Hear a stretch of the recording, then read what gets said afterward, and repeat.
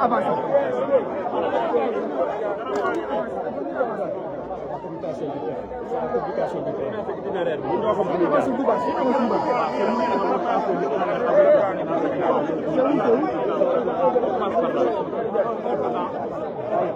Mais avancez.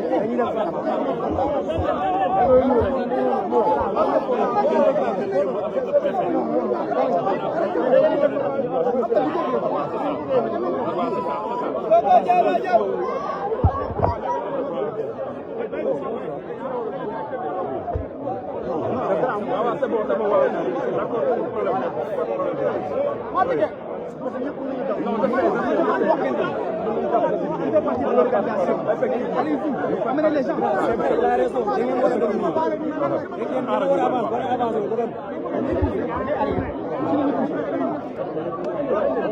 Allez, reculez, reculez.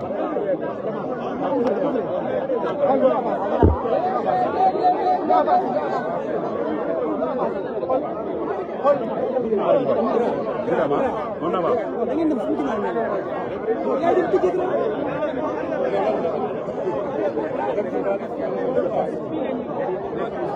La communication.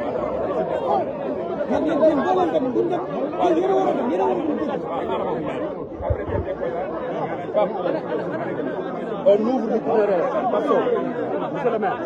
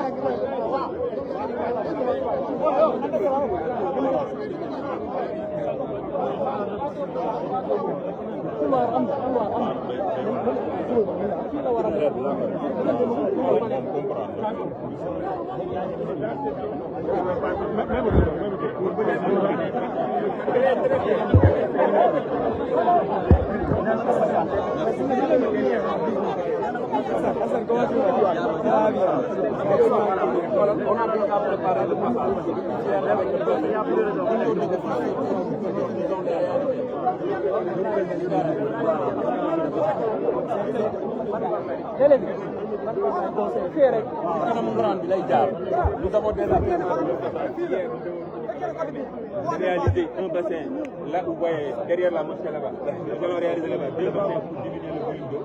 Nous devons également retenir de réaliser 2 bassins de 2 hectares pour également diminuer le volume d'eau. Voilà, le problème qui arrive également. Parce que tant qu'on est en train de diminuer le volume d'eau qui arrive vers la ville, ça deviendra indispensable pour nous. de l'acte de souveraineté, des activités politiques, mais aussi l'exploitation et l'écologie. Mais on est en train de faire le maximum de passer un an mais la solution structurelle est moins coûteuse, c'est de libérer les recrues rapidement et les hommes.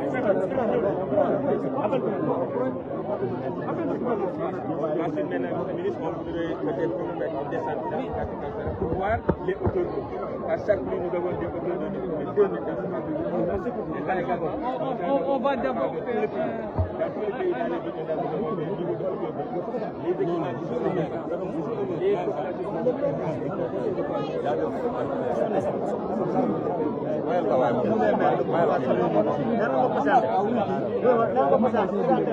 non, non, je suis un maire. Je suis avec le préfet.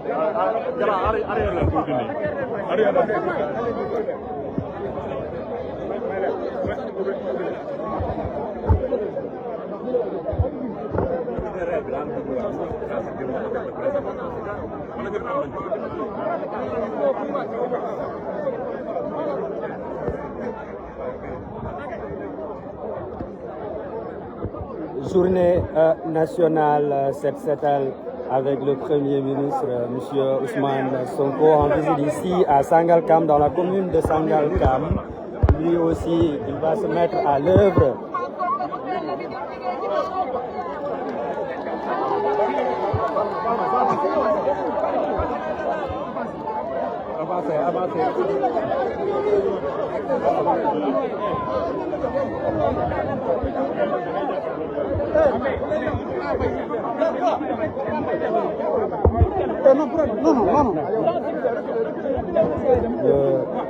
Le Premier ministre Ousmane Sonko,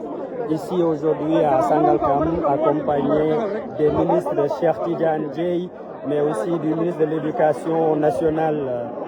Moustapha Guirassy, Daouda Ngom, ministre de l'Environnement. Je rappelle que nous sommes ici à Sangalkam présentement pour la journée nationale de Set Setal. Le Premier ministre Ousmane Sonko, qui à son tour, à la suite du président de la République Bassirou Diomaye Diakhar Faye, le président Bassirou Diomaye Diakhar Faye qui a déjà donné le go de cette journée historique qu'il veut mensuelle là-bas à Thiaroye. Le Premier ministre Ousmane Sonko à l'œuvre. Le président Ousmane Sonko ngi noonu mi ngi yor li nga xamante ni moom moo di pelle bi fas yéene commencé liggéey bi fii nii nga xamante ni moom moo di commune bu Sangalkam ànd ak ministre bi nga xamante ni moom moo di Cheikh Tidiane Dièye, ministre de l'hydraulique et de l'assainissement, ministre Daouda Ngom, ministre bi ngi noonu, premier ministre ngi noonu di rato mi ngi rato waaw ministre ngi noonu, premier ministre ngi noonu waaw premier ministre ngi noonu waaw tibb na ko le premier ministre Ousmane Sonko à l'œuvre.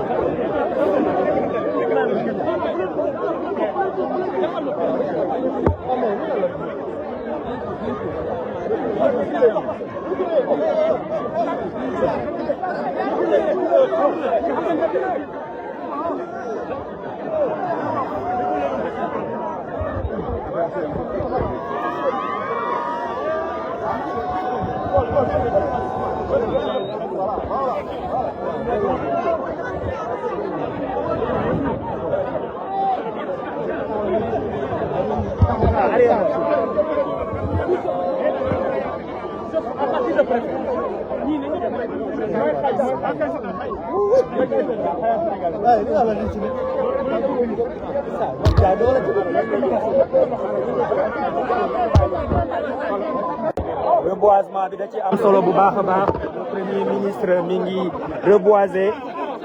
accompagné du ministre de l'environnement mi ngi noonu le premier ministre et les services des eaux et forêts ndax itam ku ni nañu bale nañu raxas ba dëkk bi set ñu mën a wax ni itam nañu jëmbati ay garab ñu waajal nawet bi. Le premier ministre Ousmane Sonko.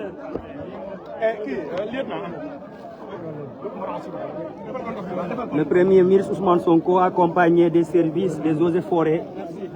ak ministre Daouda Ngom mi ngi noonu di raxas loxo yi jëmbat na garab gi ba pare ministre le premier ministre Ousmane may leen ñu rek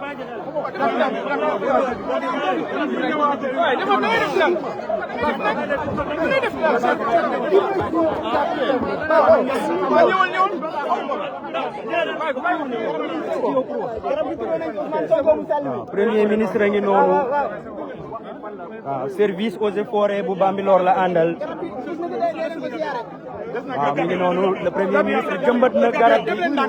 garab gaa ngi noonu garab gaa ngi nii moom le premier ministre jëmbat fii nii avec les services des eaux et forêts bu Bambilor le premier ministre Ousmane Sonko ngi noonu ànd ak le ministre Daouda Ngom Cheikh Tidiane Dièye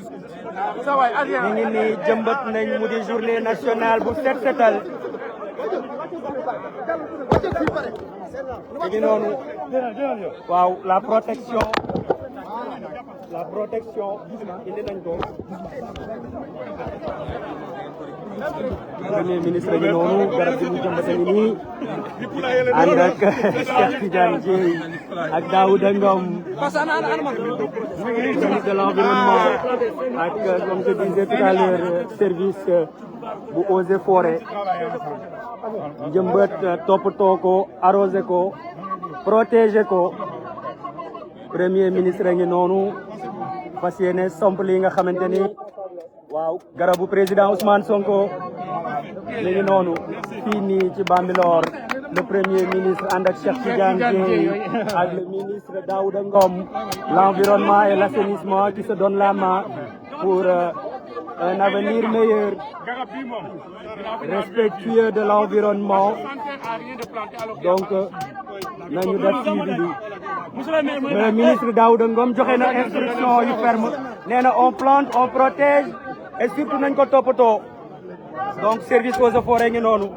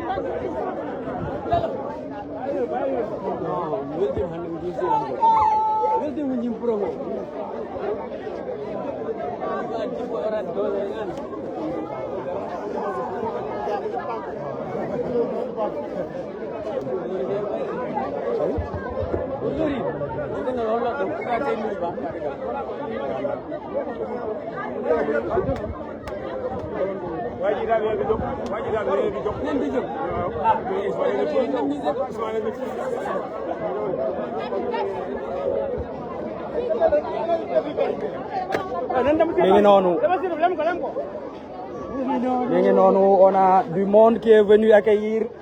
le DG de l'ONAS. Cheikh Dieng est là. Lui aussi, il est à l'œuvre à l'image de sa société. ONAS yéen a ngi waajal nawet bi bu baax a baax. Mais tout à fait, nous sommes en train vraiment de terminer le curage des canalisations et d'appuyer surtout, et ça le Premier ministre l'a demandé, d'appuyer les communautés. Surtout. Aller résolument dans une démarche communautaire, une implication des populations pour prendre en charge la problématique des activités de prévention contre les inondations. Nous allons ajouter une innovation, c'est la mise en place d'une brigade d'intervention rapide assainissement, accessible par un numéro vert à ONAS. Wax ko fii, la page a 1 million de vues, si vous pouvez donner le numéro. Donc le numéro c'est 81 810 12. 81 810 12. Brigade d'intervention rapide pour lutter contre les inondations. En appui donc aux populations qui sont sinistrées. Mais nous voulons surtout faire un appel aux populations. Nous sommes proches de la Tabaski, nous avons déjà quasi terminé le curage donc des canalisations. Que les restants de la Tabaski ne soient pas déversés donc dans les canalisations. Ça aujourd'hui c'est le gros risque que nous courons, et je voudrais faire appel au sens civique et citoyen des Sénégalais pour nous aider à préserver les canalisations. Merci.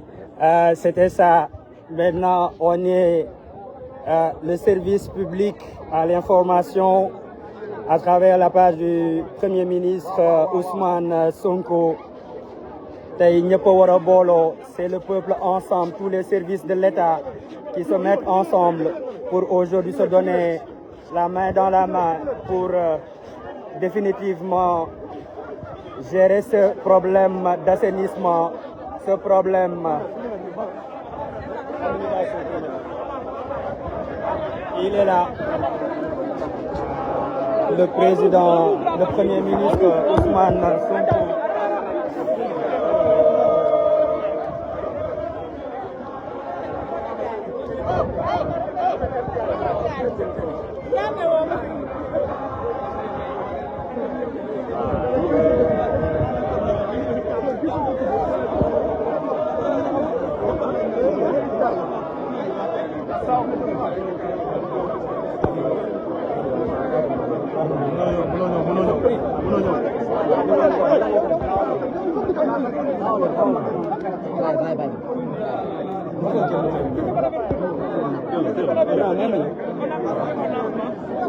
Le Premier ministre qui s'entretient avec les autorités,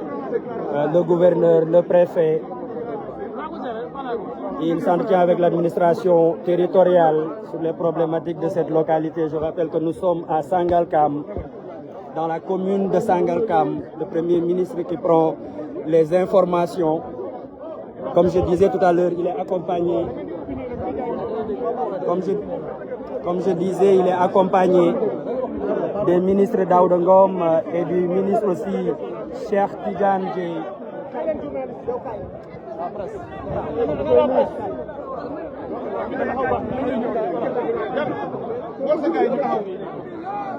Awa ana aram dama la sa morom caméra arrière da ngeen mën a teg seen caméra yi non bloquer aram ñoo toute caméra yi ñoo leen ni grand caméraman yi wol caméra yi ñoo ma gënal arrière ak tout ça bay ko arrière nepp arrière di nga ñëwaat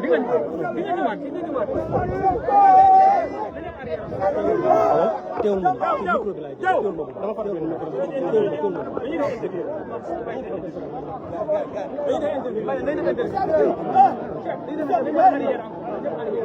dañu def arrière ko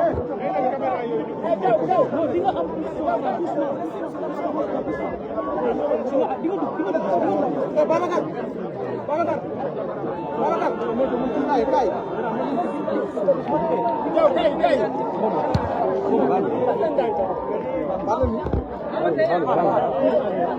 c'est bon voilà mën ngeen génn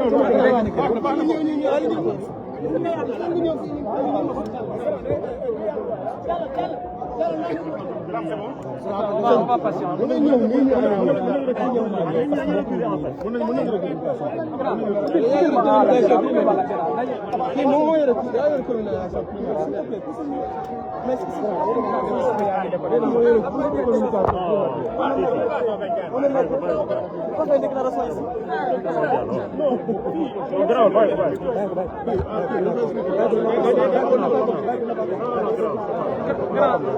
Kon da ngay jox ko moom.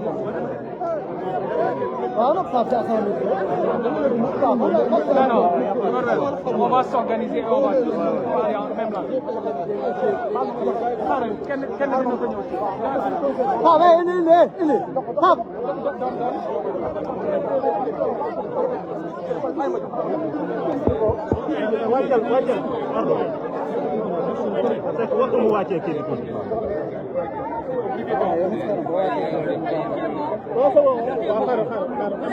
On va y aller, hein.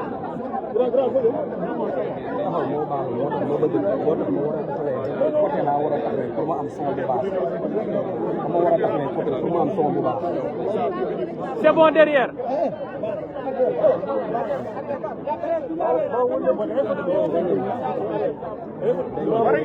On peut y aller. Après dinañ andi APS andi. yaa moom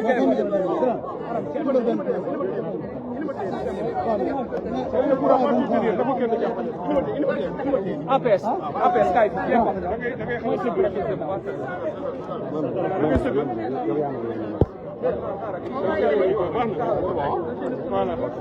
c'est bon Aram Saré s'il vous plaît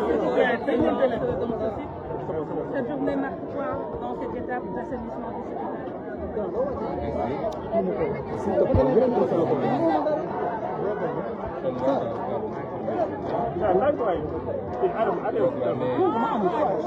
du conceptualisé et lancé par son Excellence le Président de la République, qui, dans le cadre du volet citoyen de son programme, a inscrit des actions citoyennes qui permettent à différents segments du peuple, notamment les segments civils et militaires, mais au sein des segments civils, toutes les composantes, de pouvoir communier autour d'actions d'utilité publique. Et en l'occurrence, pour cette fois-ci, des actions de nettoiement et de curage en prévision de l'hivernage. Le président de la République a voulu se mobiliser d'abord lui-même,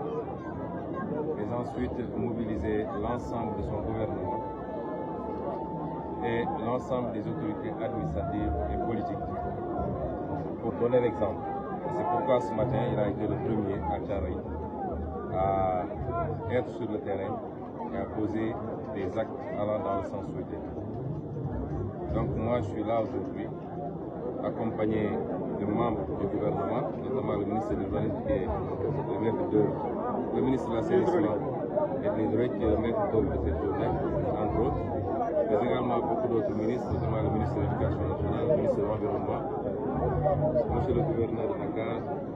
monsieur le préfet du département de Rufisque, le sous-préfet également, et l'ensemble des autorités administratives qui nous ont accompagnés. Nous avons fait le choix de venir ici parce que ce quartier présente, l'ensemble de cette zone d'ailleurs, présente une spécificité qui va au-delà de l'activité de curage. C'est une zone qui souffre de la problématique des occupations anarchiques et notamment sur ce qu'il est convenu d'appeler les zones non édificantes, c'est-à-dire des zones qui avaient été désignées par les experts comme ne devant jamais faire l'objet de lotissement, a fortiori d'habitation. Parce que ces zones-là constituent des voies naturelles de passage des eaux pluviales, mais quelquefois c'est des zones même lacustres, où il y avait, dans le temps où il pleuvait beaucoup, il y avait de petits cours d'eau, des lacs, en tout cas des stagnations d'eau en temps plein. Et cette zone en est la parfaite illustration. Si vous vous rappelez bien, lors du conseil interministériel consacré à la prévention et la gestion des inondations, j'avais particulièrement insisté sur ces zones. Et c'est pourquoi j'ai considéré que symboliquement, il fallait en choisir une. Et Kawsara et environ en font partie pour venir délivrer un message. Le message, il est très simple. C'est que on ne peut plus continuer à laisser la prolifération d'habitations dans des zones comme celle-là. Les conséquences, c'est que, quels que soient les moyens extrêmement importants que l'État peut engloutir dans la gestion du drainage des eaux dans ces zones-là, le résultat est très maigre. Parce que, comme on dit, les eaux sont toujours plus fortes et elles retrouvent toujours leur voie naturelle.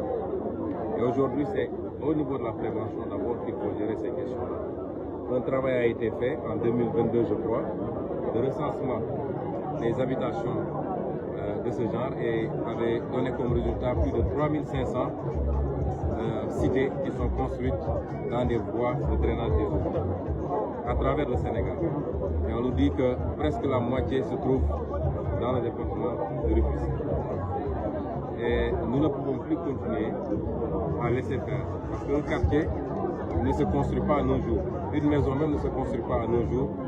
Si on en est là, c'est que quelque part il y a eu défaillance et carence des services de l'État qui ont laissé, souvent sans titre ni droit, sans aucune autorisation de l'urbanisme, que des gens puissent construire jour après jour, semaine après semaine, pour voir naître des quartiers. Et après, ça pose la problématique de la gestion de ces quartiers-là. Les conséquences, particulièrement pour Kawsara, c'est qu'aujourd'hui, les gens sont obligés même de quitter pendant l'hivernage. Il y a, je crois, minimum 8 familles qui ont définitivement quitté pour aller chercher ailleurs. Les édifices, mosquées et autres sont complètement pris par les eaux. Et même les installations qui ont été faites pour le drainage de ces eaux, pour le captage de ces eaux-là, sont quelquefois occupées. Même le poste Sénélec, le seul poste Sénélec qui était là, a été déplacé parce qu'il y a eu un incendie, me dit-on, consécutif à justement l'effet ou l'impact de ces eaux. C'est des désagréments qu'on aurait pu éviter. Nous n'avons pas de solution immédiate. Nous allons faire le maximum et notamment nous annonçons ici aux populations que un bassin va être construit ici en collaboration avec l'armée nationale pour gérer déjà cet hivernage, un bassin de captage et de rétention des eaux, en espérant que ça va pouvoir atténuer très fortement l'impact de ces eaux sur les habitations. C'est entre autres une solution, mais une solution provisoire. Et comme l'a dit le président de la République dans son programme, si vous allez à la page 60, il avait clairement dit que la gestion globale de ces questions doit faire l'objet d'une planification sérieuse sur le long terme qui intègre une planification globale en termes d'urbanisme et qui intègre la problématique du drainage des eaux, du captage des eaux et la problématique de l'assainissement de manière générale. Ce travail est en cours, monsieur le ministre est ici présent avec toute une équipe pluridisciplinaire. C'est vous dire qu'il y aura des solutions à court terme, à moyen terme et à long terme. Et c'est à cela que nous appelons les populations. Le gouvernement doit être accompagné. Il y a des choses qu'on peut faire tout de suite, mais si tout le monde si et seulement si tout le monde se donne la main et qu'on s'oriente vers le travail. Nous allons assainir structurellement, nous allons assainir humainement et ça nécessitera la contribution de tout le monde. Et c'est pourquoi nous avons, le président a mobilisé les armées, il a mobilisé l'ensemble des services dédiés à ce genre d'activité, mais il continue à lancer un appel aux populations parce que cette activité doit être pérenne. On dit souvent qu'au Sénégal, nous savons prendre des départs, mais nous n'arrivons jamais au but. Il faut aujourd'hui que chaque mois, cette formidable mobilisation que nous avons vue ici et que nous avons vue partout sur le chemin que nous avons emprunté, nous avons vu sur les images aujourd'hui à Thiaroye avec le président de la République, il faut qu'elle soit maintenue, que nous comprenions que nous sommes maîtres de notre propre assainissement, de notre propre propreté. C'est à nous prendre soin de nos quartiers d'abord, parce qu'en prenant soin de nos quartiers, on prend soin de nous-mêmes, de nos enfants qui jouent dans les rues de ces quartiers-là. Nous prenons soin de notre hygiène. Et c'est en cela que le concept de citoyenneté et de civisme, mais le concept également d'armée-nation, ces concepts sont extrêmement importants et sont au cœur de notre programme. Je terminerai par dire qu'aujourd'hui, au 1er juin de l'année dernière, 2023, je crois que nous étions dans une configuration totalement différente. Où, un peu partout dans le pays, où les activités citoyennes et donc porteuses de progrès, porteuses d'espoir, mais également de plus-value pour les populations et pour la nation, on était confronté malheureusement à une autre situation où c'est peut-être des grenades lacrymogènes et des pneus qui tonnaient ou qui étaient brûlés. Je voudrais dire aujourd'hui que cette œuvre d'assainissement, cette œuvre de salubrité, elle sera globale. Je veux dire à tout le monde, particulièrement à ceux qui ont été victimes de ces situations-là, qu'en aucun cas, nous n'oublierons ce qui s'est passé. Et que toute la lumière, toutes les dispositions seront prises pour que la lumière soit faite et pour que plus jamais nous ne soyons obligés de vivre cela. Et le travail d'assainissement, comme je le dis, il est global. Pour aller vers certaines directions, il faut assainir la présidence de la République, il faut assainir la primature et le gouvernement, il faut assainir la justice, il faut assainir l'administration, il faut assainir l'ensemble des facteurs qui contribuent à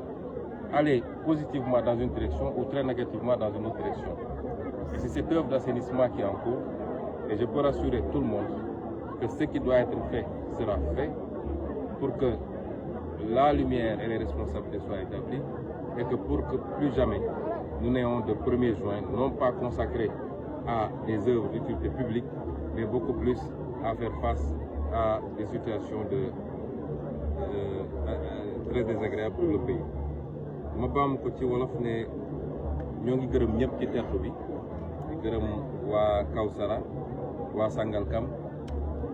di am mbégte ci teew fii ci bés bu ni mel muy bés bi nga xam ne son excellence monsieur le président de la république Bassirou Diomaye Faye daf ko lancé woon daf ci woowoon sénégalais yi sant yàlla bi ko sénégalais yi wuysee ndax monsieur le ministre mi ngi may wax ni ñoo ngi jot remontée yi ci Sénégal yëpp mobilisation exceptionnelle la sénégalais yi def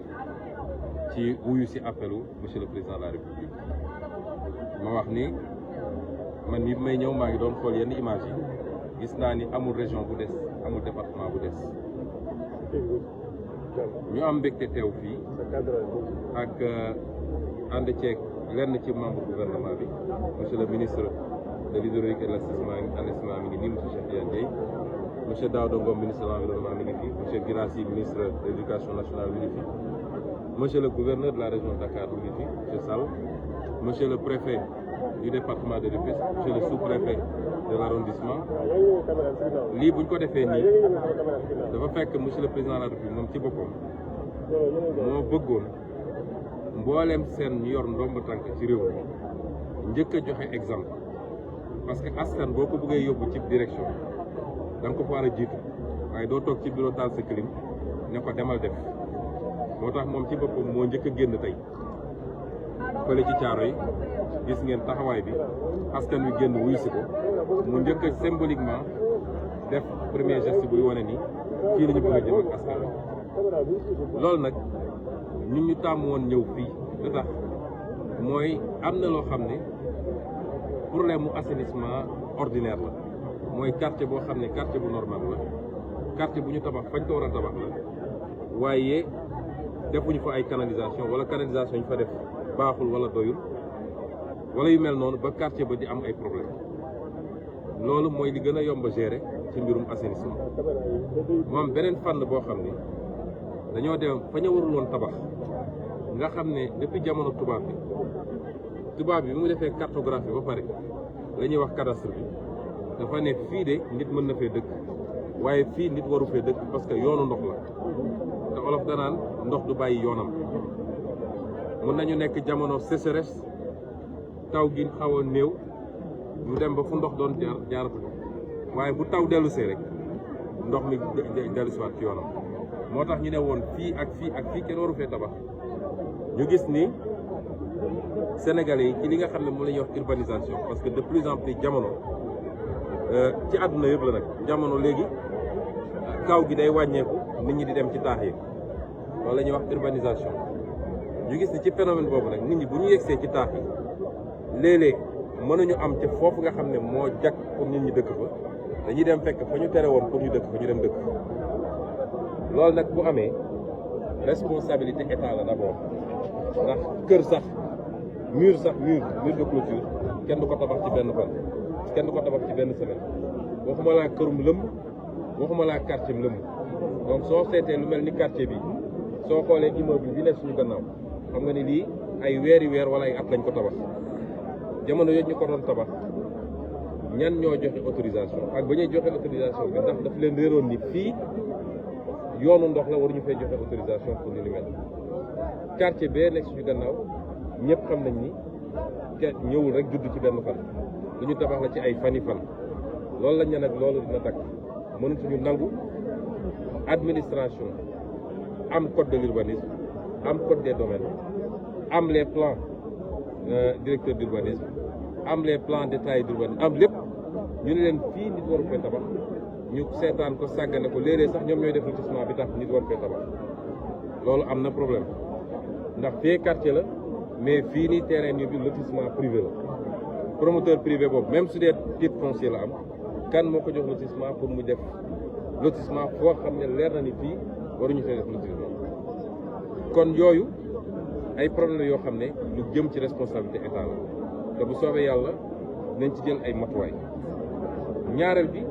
mooy mënatuñoo nangu di seetaan nag moo tax keroog ci conseil interministériel bi ma joxe ndigal ne leen fépp foo xam ne tey quartier bu ni mel la fa nekk ñu koy tabax nañu dem arrêté ko parce que état léeg-léeg il faut mu jël responsabilité mais doo seetaan ba musiba am ngay doog a daw naan nañu ànd ba loolu il faut mu jeex ci réew mi tamit loolu tax ñu ñëwoon fii tey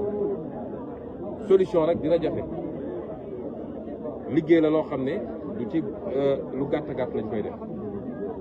ndax foo xam ne dafa nekk ci pax wala mu ne ci kan wala mu ne woon yoon ndox wala ndox daan fa taa sax ay lac ndax Lac de Guiers mi ngi fii jege na fi Lac Rose du moins mi ngi fii te bi état defee recensement gis nañ ni lu mat 3 junni ak genn wàll lu ëpp loolu ci yu mel nii am na ci biir Sénégal te li ci ëpp nag mi ngi fii ci département Rufisque ñu ne nag dañ ci def suñuy kéem kattan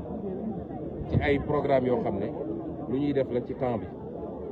waaye ren tembe la ñu mën a def moo tax ñu dugal armée ci mbir mi moom ministère am ak ñu ciy liggéey nañu lënkaloo ak armée nationale gas fii benn bassin dañ koy waxee ci fan mbalka mu mag la voilà benn mbalka laa doon yarkatu xar yi ñoom xam nañu gas fi benn mbalka bu mag a mag a mag boo xam ne dañ koy def ci fi nga xam ne moo gën a xóote nga xam ne ndox mi bu ñëwee dañ ko essayer récupérer foofu am yaakaar ni loolu mën na wàññi problème bi ci at wi ndox moomu sax mën nañ ko jëriñoo ci yóbbu ko ci mbay mi moo tax ñu ne fii am na yeneen yu ñuy gas fii ci dag bi ndax am na dag bu ne fii bu ne dag nag mooy domaine agricole communautaire kon kuy bay da ngay soxla ndox moomu ñu doon bàyyi muy law di walangaan wala mu ne ci biir kër yi lañ ci mën a capter yëpp dañuy def ay bassin foofu ci dag bi récupérer ko nit ñi mën koo utiliser même bu nawet bi jeexee dinañu am ñeenti weer yoo xam ne peut-être mën nañ ko utiliser pour di arroser seen maraîchage na kon loolu moo gën a bëri fii kon loolu moo taxoon ñu ne dinañ ñëw fii di lancer appel nag Sénégalais yi bëgg dëkk warul tax nga dëkk fu ne fii bu nawet bi xasee ba door am na population yoo xam ne dañuy obligé génn dem uti feneen wala ñu dem seen i mbokk ba nawet bi jeex am na ay famille yoo xam ne dem nañu définitivement ndax mëntuñ fi dëkk kon loolu te soo seetee xaalis bu bëri lañ fi investir am na ñu fi def ay millions yi millions ci kër goo xam ne mënoo fa dëkk au moins 9 weer ci at bi loolu nag ñuy lancer appel population yi ñoom it ñu jàppale ñu ci loolu ndax président Diomaye dafa ñëw pour bale moo tax bale boobu ngeen gis ko ci moom bale bi nag dinaa leen wax tey lan mooy cosaanu bale bi ndax Sénégalais yi gis bale bi rek waaye xamuñu bale bi ñuy nekk campagne Bignona bi ñu paree meeting Bignona bi 1h du matin wala lu ko raw parce que benn góor gu màgget dañ ko jàpp sax wommat ko mu ñëw ba sës ci oto bi maag président Diomaye sëgg di wax ak moom mu ne ma neel ma ko bale bi waa dëkk bu ñuy wax jéegul ñoo daje ñaanal ko wàcc seen kaamil def li ñuy def bu ñu paree jël bale bi jox ko ne ko boo duggee pale na nga jël bale bi bale pale ba mu set na nga jël bale bi bale Sénégal ba mu set na nga jël bale bi bale Afrique ba mu set loolu mooy cosaanu bale bi looloo tax président Diomaye fonk bale bi loolu nag mooy volet symbolique bi waaye bale googu ñu nekk dooraguñ ko sax ndax lii defe naa premier acte rek dinañu bale lu jëm ci cet bi dinañu bale lu jëm ci lu ñuy gis ci ay kër ay yoon ay caniveau ak yu mel noonu waaye dinañu bale lu jëm ci nguur nañu bale ba mu set wicc ndax réew mi Sénégalais yi dañoo xamul ni yàlla moo ñu sutural waaye ak ñaanu nit ñu baax ñi waaye bu dul woon loolu 2023 bi ñu génn réew mi li daal réew yu bëree bëri mënoon na fi am te dara waralu ko lu dul ku ñu dénk ne ko dañu laa dénk pour nga sàmmonteeg réew mi sàmmonteeg askan bi doxal yoon nga def safaan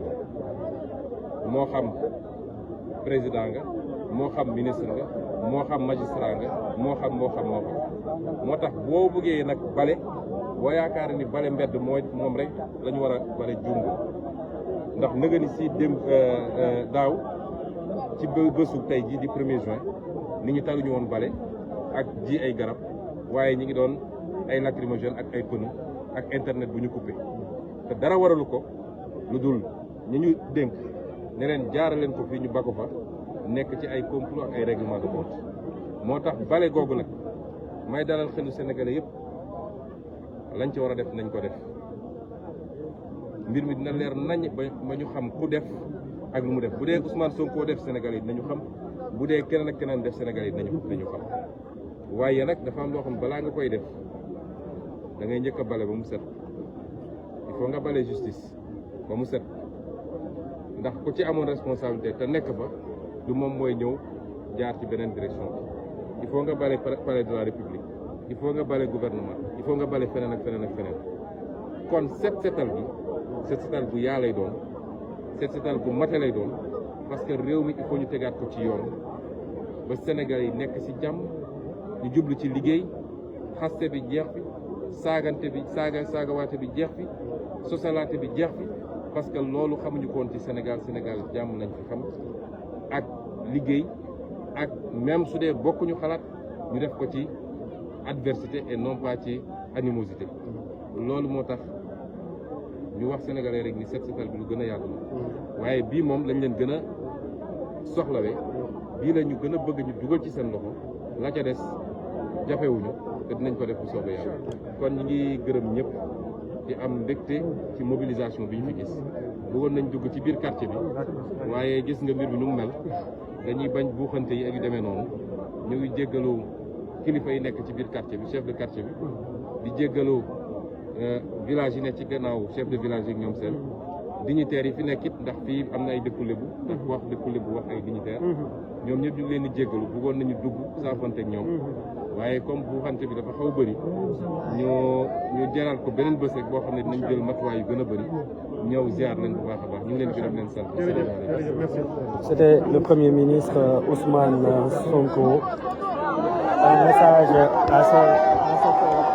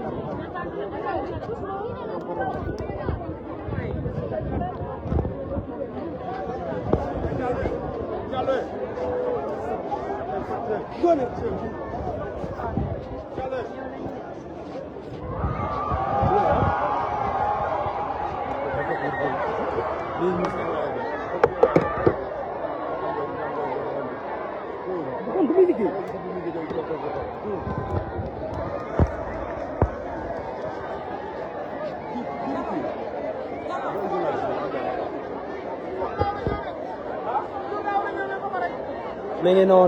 la délégation va rejoindre un autre point de chute. Va rejoindre un autre point de chute, le Premier ministre Ousmane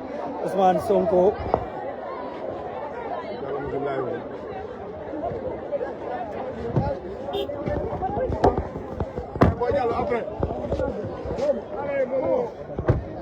La population sortit massivement pour accueillir le Premier ministre Ousmane Sonko qui était là aujourd'hui dans le cadre de la journée nationale Set Setal. Vous voyez les agents de l'UCG, l'ONAS, tous les services de l'État ont été mobilisés pour au moins permettre aux Sénégalais de participer à cet élan, à cette initiative, l'initiative du président Bassirou Diomaye Diakhar Faye, accompagné par le Premier ministre Ousmane Sonko avec on va revenir dans quelques instants dans un autre lieu.